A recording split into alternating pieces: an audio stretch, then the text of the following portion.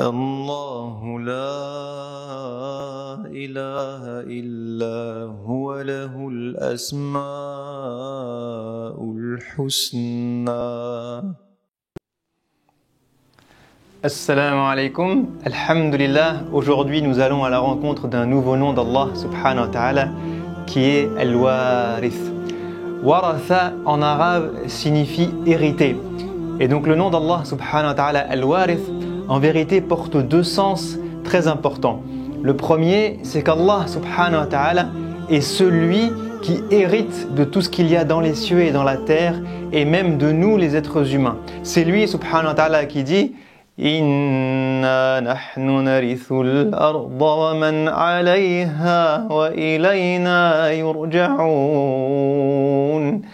Donc Allah subhanahu wa ta'ala nous dit Inna nahnu narithul arda wa man alayha. Nous sommes ceux qui allons hériter de tout ce qu'il y a sur terre. Wa man alayha, man, ce sont les êtres humains, même ceux qui habitent sur terre. Nous allons hériter de tout ça. Pourquoi? Il nous dit dans un autre verset Inna nahnu nuhyi wa numitu wa nahnu al-warithun. Parce que Allah subhanahu wa ta'ala est celui qui donne la vie, celui qui donne la mort et celui vers qui nous allons tous retourner insha'Allah ta'ala. Donc c'est pour cette raison qu'il est l'héritier des cieux et de la terre, celui qui va hériter de toute sa création, puisque toute chose revient à Allah subhanahu wa ta'ala. Le deuxième sens du mot warith, ou du nom d'Allah al-Warith, est qu'il n'est pas seulement celui qui hérite de toute chose, mais également celui qui distribue l'héritage de toute chose et celui qui transmet l'héritage de chaque chose, et vous allez le comprendre après insha'Allah. Donc maintenant qu'on a compris ce que signifiait le nom d'Allah Al-Warith, comment créer une connexion avec ce nom au quotidien, comment vivre ce nom au quotidien insha'Allah. Trois petits conseils. Le premier, c'est de prendre conscience du fait que tout ce que nous accumulons dans cette vie ne nous revient pas. Parce que nous allons mourir. Nos enfants vont mourir, nos petits-enfants vont mourir. Tout ce qu'il y a dans la création va décéder et revenir à Allah subhanahu wa ta'ala. Et donc nous avons habituellement cette idée qu'il faut accumuler des choses, qu'il faut épargner des choses, qu'il faut accumuler de l'argent, des biens. Pourquoi? Parce que j'en aurai besoin dans le futur. Pourquoi? Parce que j'en aurai besoin en fin de vie. Pourquoi? Parce que si je décède, je laisserai quelque chose à mes enfants qui sera une sécurité pour eux.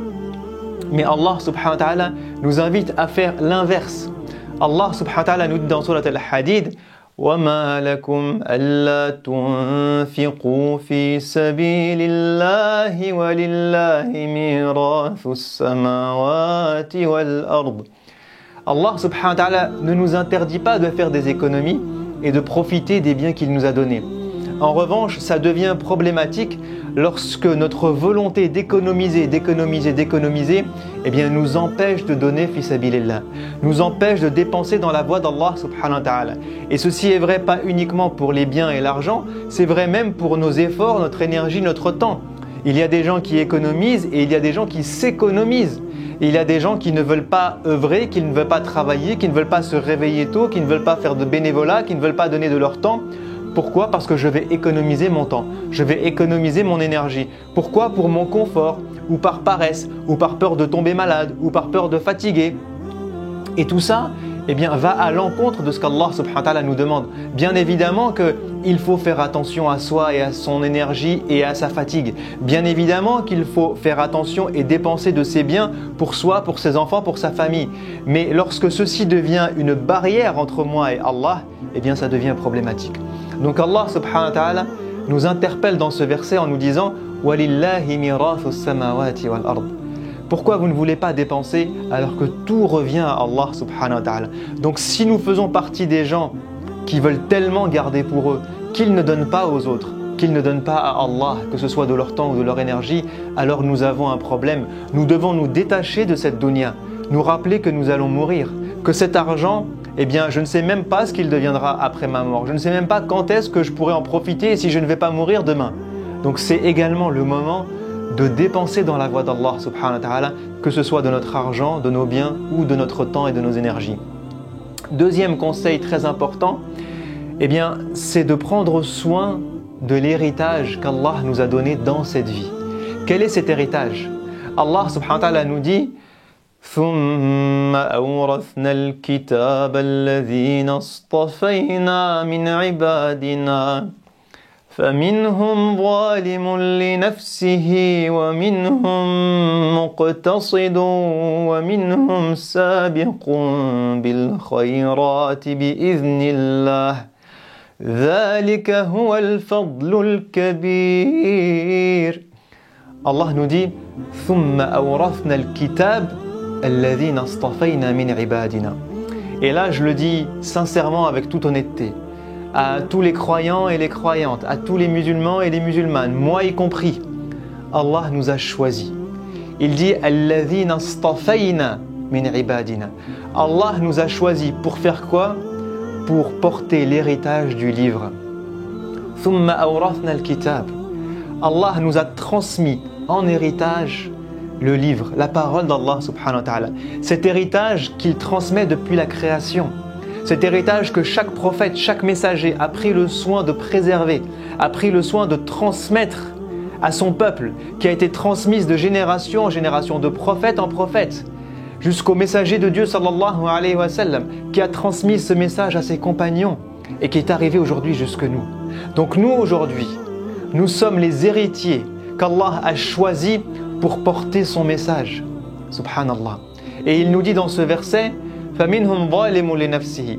Certains des héritiers ont été injustes. Ils ont renié cet héritage. Ils n'ont pas porté cet héritage. Ils ne l'ont pas pris à sa juste valeur. وَمِنْهُمْ مُقْتَصِدٌ.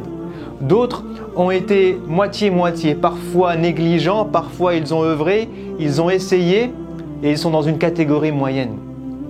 Et d'autres, سَابِقٌ بِالْخَيْرَاتِ. D'autres ont porté ce livre, sont devenus des héritiers du livre, au point où ils se sont dépensés à fond pour accomplir les bonnes œuvres.